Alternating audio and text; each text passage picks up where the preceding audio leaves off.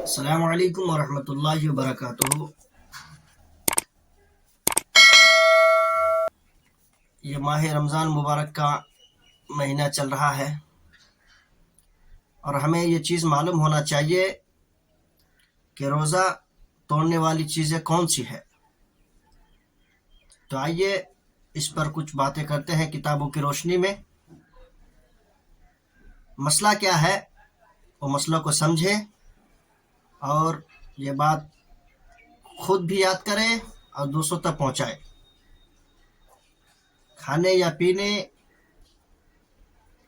یا جمع کرنے سے روزہ ٹوٹ جاتا ہے، جبکہ روزہ دار ہونا یاد ہو، اور اگر روزہ دار ہونا یاد نہ رہا اور بھول کر کھا پی لیا یا جمع کر لیا تو روزہ نہ گیا۔ ہدایہ، عالمگیری، قاضی خواہ وغیرہ میں یہ مسئلہ موجود ہے۔ نمبر 2، حقہ، سگریٹ، بیڑی، سگار پینے سے روزہ ٹوٹ جاتا ہے۔ یہ تو عام بات ہے، سب کو معلوم ہے اور معلوم ہونا بھی چاہیے۔ نمبر 3، پان یا تمباکو،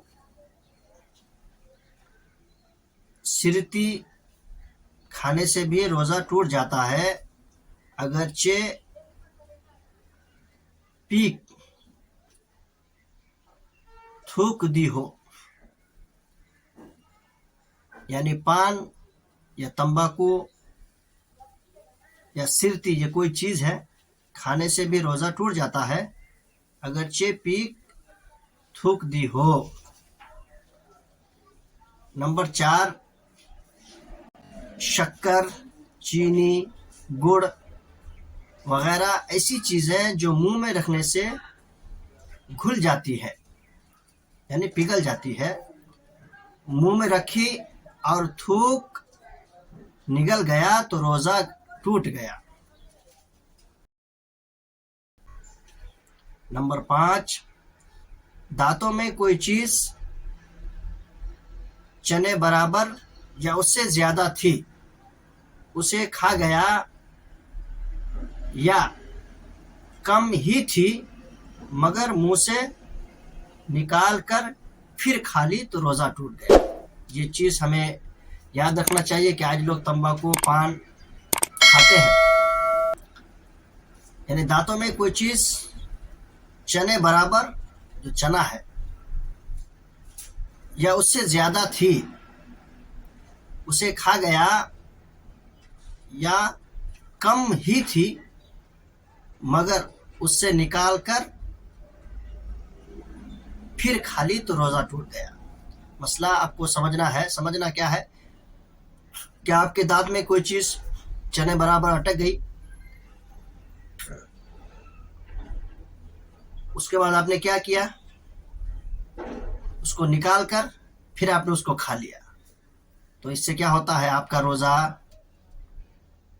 ٹوٹ جاتا ہے۔ نمبر 6، دانتوں سے خون نکل کر حلق سے نیچے اترا اور خون تھوک سے زیادہ یا برابر تھا، یا کم تھا مگر اس کا مزہ حلق میں معلوم ہوا، تو ان صورتوں میں روزہ جاتا رہا۔ اور اگر خون کم تھا اور مزہ بھی معلوم نہ ہوا تو روزہ نہ گیا۔ مثال کے طور پر آپ کے دانت سے خون نکلا اور خون کا جو ایک ذائقہ ہوتا ہے، ایک مزہ ہوتا ہے، آپ کو اس کا ذائقہ معلوم ہوا کہ یہ خون ہے، اور آپ نے اس کو کیا کیا، پی لیا یا نکل گیا، تو اس سے کیا ہو گیا، آپ کا روزہ ٹوٹ گیا۔ نمبر 7، پھر اس مسئلے کو سمجھیں दांतों से खून निकलकर हल्के से नीचे उतरा और खून से ज्यादा या बराबर था या कम था, मगर उसका मज़ा हल्के में मालूम हुआ, तो इन सूरतों में रोज़ा जाता रहा।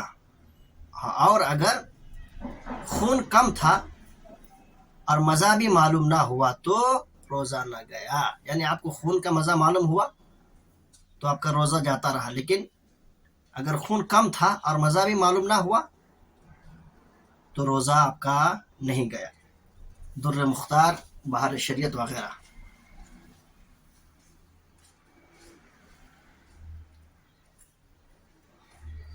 हुक्ना, हुक्ना लिया या नथों में दवा चढ़ाई या कान में तेल डाला या तेल चला गया तो रोज़ा टूट गया। और अगर पानी कान में चला गया या डाला तो रोज़ा नहीं टूटा। इस मसले को भी समझना चाहिए। कुछ लोग कान में पानी चला जाता है तो क्या बोलता है कि मौलवी साहब ऐसा हो गया, पानी चला गया कान में, वो जानबूझ, उसके बाद कहता है कि हमारा रोज़ा चला गया। लेकिन ये मसला ऐसा है, मसला वो नहीं है। मसला ये है, हुक्ना लिया या नथों में दवा चढ़ाई, नथ बोलते तो इसको बोलते हैं, नथों में दवा चढ़ाई या कान में तेल डाला या तेल चला गया तो रोज़ा टूट गया। और अगर पानी कान में चला गया या डाला तो रोज़ा नहीं टूटा। और आगे चलते हैं। कुल्ली कर रहा था, बिला कस्त पानी हल्के से उतर गया, यानी अनजाने में पानी हल्के से नीचे उतर गया, या नाक में पानी चढ़ा रहा था, पानी दिमाग तक चढ़ गया तो रोज़ा टूट गया। लेकिन अगर रोज़ा होना भूल गया हो तो ना टूटेगा।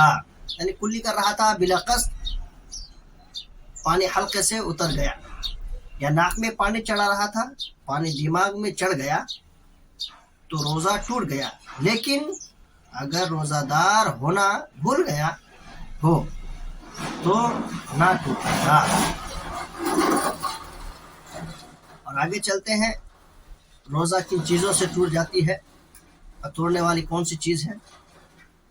सोते में पानी पी लिया या कुछ खा लिया, सोते में पानी पी लिया या कुछ खा लिया,